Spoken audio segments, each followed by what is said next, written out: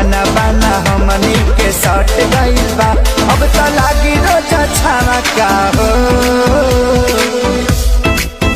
राजा रूप चाहे नवा का हो, तब मारते हम चौका। अपने भैया को बता दीजिए, अरे यादव जी को सहिया बना लीजिए कि तहरा मुंह में धराइला तो छटकता खाला, मरत रहे दुनिया यही तो मिलता तहरा।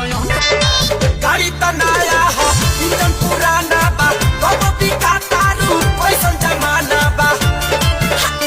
चेचस तो पेचस उपट जाई हो, सारा टारगेट हो जाए तो हर गाड़ी तो नया हो इंजन पुराना बा, कब बिका तारू कैसन जमाना बा। हले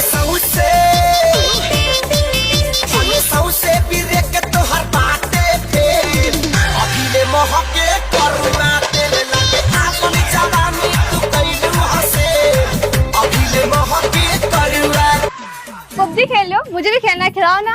अरे लड़कियों के पबजी खेलेगी तू? और बेटा मैं तुम दोनों की जिंदगी से खेल रहा हूँ तो फिर भी पबजी है। चमले बेला उठे में पगला जाइले।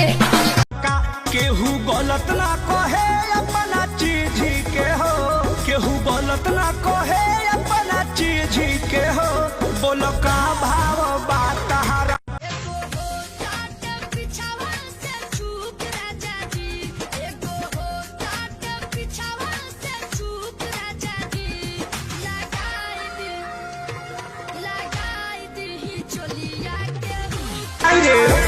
हमरा मिलल बा मरद नचनिया सखी, सुन कहतानी कर रहनिया सखी। मुँह लागल बा एकरा पजरिया के, मुँह लागल बा एकरा पजरिया के।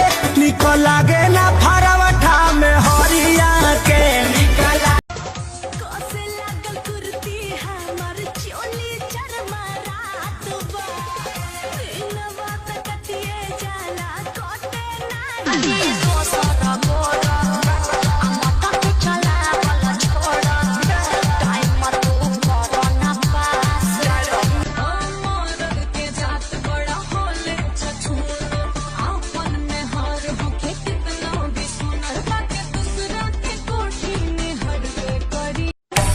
ठीक से कमाई हो ये राजा, टाइम से खोई हो ये राजा। बतिया धनिया के मनी हो, प्यार ना भुलाई हो ये राजा। कैसे लाई लगे बड़ी डरावा, सासु गई बड़ी नहीं हरवा। कौन धर बनाता हो, लिखला ससुर के पास। कोना एते तोहर भाग्य गोरखी, कोना एते तोहर भाग्य गोरखी। काचे उमर में सुन गे, काचे उमर में सुन गे। ऊपर वाला की मोबाइल की बान्ही के पगड़ी, स्टेरिंग के पगड़ी लटकी हजनिए राजा जी। तनासा में गड़िया लोड के रोड पर हकी हजनी।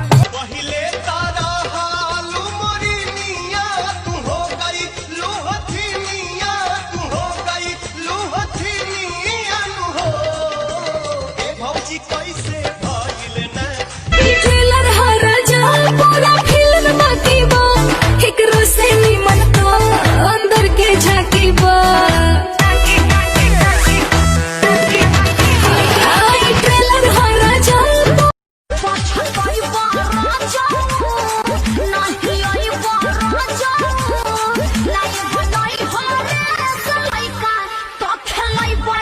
केहू गलत ना कहे अपना चीज के हो, केहू गलत ना कहे अपना चीज के हो। बोलो का भाव बात तहारा लीची के हो, बोलो का भाव।